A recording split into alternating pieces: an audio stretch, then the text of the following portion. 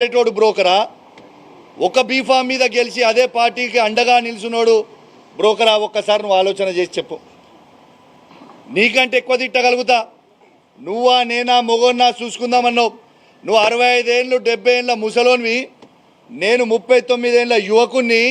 మరి నేను రెచ్చిపోతే ఎట్లుంటుందో ఒక్కసారి నువ్వు ఆలోచన చేసుకో అని చెప్తా ఉన్నాను. రెండోది చెప్తున్నా, మిస్టర్ గాంధీ గుర్తుపెట్టుకో, కేసీఆర్ గారి నాయకత్వంలో బీఆర్ఎస్ పార్టీ కార్యకర్తల అండదండలతో నేను సీఎం అయితా అని చెప్పుకుంటున్న ఈటల రాజేందర్ గారిని 100 కిలోమీటర్ల లోపల బొందబెట్టి మళ్ళా హుజరాబాద్లో బీఆర్ఎస్ పార్టీ జెండా ఎగిరేసిన మొగోని మిస్టర్ గాంధీ.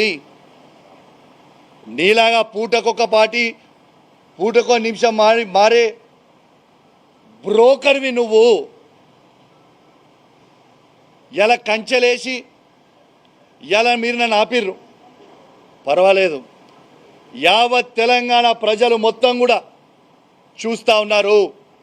ఇలా మీరు బీఆర్ఎస్ పార్టీయా కాదా అనేది మొత్తం ప్రజలు చూస్తూ ఉన్నారు.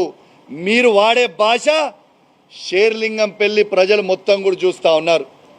ఇంకోటి కూడా చెప్తున్నా మిస్టర్ గాంధీ గారు, నేను ప్యూర్ తెలంగాణ గడ్డ మీద పుట్టిన బిడ్డని. ఏడు నుంచో వచ్చి మా గడ్డ మీద కూర్చొని నువ్వు సవాల్ విసురితే చూసుకుంటా ఊకోనికే ఈడ భయపడతాం అనుకున్నావా ఏంది బిడ్డ? ఇవాళ కేసీఆర్ గారి నాయకత్వంలో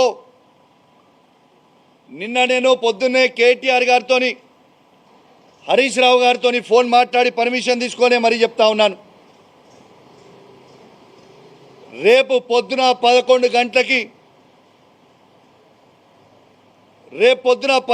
గంటలకి మా మేడ్చల్ జిల్లా పార్టీ ఆఫీస్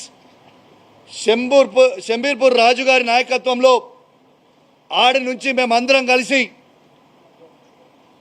వేలాది మంది కార్యకర్తలు అందరం కూడా మన బీఆర్ఎస్ పార్టీ ఎమ్మెల్యే గాంధీ గారి ఇంటికి పోదామని చెప్పి సందర్భంగా తెలియజేస్తా ఉన్నాను.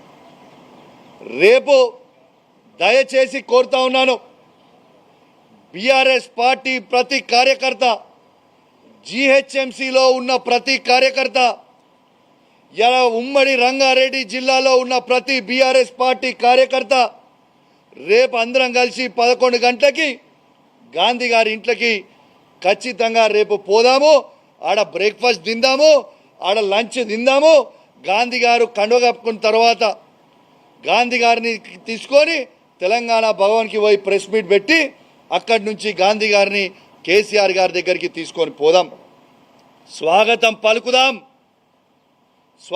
పలుకుదాం. దయచేసి కేసీఆర్ గారి మీద ఉన్న అభిమానం ఉన్న ప్రతి కార్యకర్త, కేటీఆర్ గారి మీద అభిమానం ఉన్న ప్రతి కార్యకర్త, హరీష్ రావు గారి మీద అభిమానం ఉన్న ప్రతి కార్యకర్త అందరం కూడా పెద్ద ఎత్తున రేపు ఆడికి పోదామని చెప్పి సందర్భంగా తెలియజేస్తా ఉన్నాను. రేపు 11 గంటలకి ఖచ్చితంగా 11 o'clockకి మేము రేపు షంబీర్పూర్ రాజు మన మేడ్చల్ పార్టీ ఆఫీస్ దగ్గర నుంచి స్టార్ట్ అవుతాం. ఆయన ఇల్లు అదే జిల్లా కిందికి వస్తుంది, ఆడికే పోదాం. ఆడి నుంచి అందరం కలిసి ఆ ఇంటికి పోయి స్వాగతం పలుకుదాం. మళ్ళీ ఏమంటాడు, బీఆర్ఎస్ పార్టీతో ఆయనకు పంచాయతీ కాదట, కౌశిక్ రెడ్డితోనే ఆయనకు పంచాయతీ అట. నీకు నాకేమైనా భూమి తగాదాలు ఉన్నాయా? నీకు నాకేమైనా అన్నదమ్ముల పంచాయతీలు ఉన్నాయా? ఎస్, నేను అడిగింది ఏంది, నువ్వు చెప్పే జవాబు ఏంటిది, నువ్వు మాట్లాడేది ఏంటిది? నిర్సిగ్గుగా నిర్లజ్జగా నువ్వు మాట్లాడే మాటలు యావత్ తెలంగాణ ప్రజలు మొత్తం కూడా వింటా ఉన్నారు. అసలు నువ్వు బీఆర్ఎస్ బీఫామ్ మీద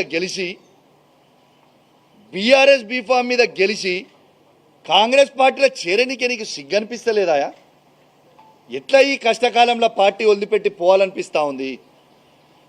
అంటే మీ వందలాది కోట్లకి అమ్ముడు పోడు, మీ భూ పంచాయతీ లేడని నియోజకవర్గంలో ఉంటే అవి పోయి సెటిల్ చేసుకోవడానికి కోసమో మీ స్వార్థం కోసం తప్పితే కేసీఆర్ గారు నీకేం తక్కువ చేసిండు, నీ నియోజకవర్గానికి ఏం తక్కువ చేసిండు? ఈ నియోజకవర్గాన్ని మొత్తం భారతదేశమే తిరిగి చూసే విధంగా అభివృద్ధి చేసిండు కదా కేసీఆర్ గారు. ఇలా ఖచ్చితంగా సరే, నువ్వు ఇంత పెద్ద మాటలు మాట్లాడుతున్నావు కదా, ప్రజాస్వామ్యంలో తన్నుకునుడు గుద్దుకునుడు పెద్ద ఇష్యూ కాదు. నిజంగా తన్నుకుందామంటే రా నువ్వు ఒక్కనివి రా, నేను ఒక్కని వస్తా, ఇద్దరం తన్నుకుందాం, ఆడ తీసుకుందాం, ఎవరు ఎక్కువ బలవంతురో చూసుకుందాం, అదేం ప్రాబ్లం ఏం లేదు.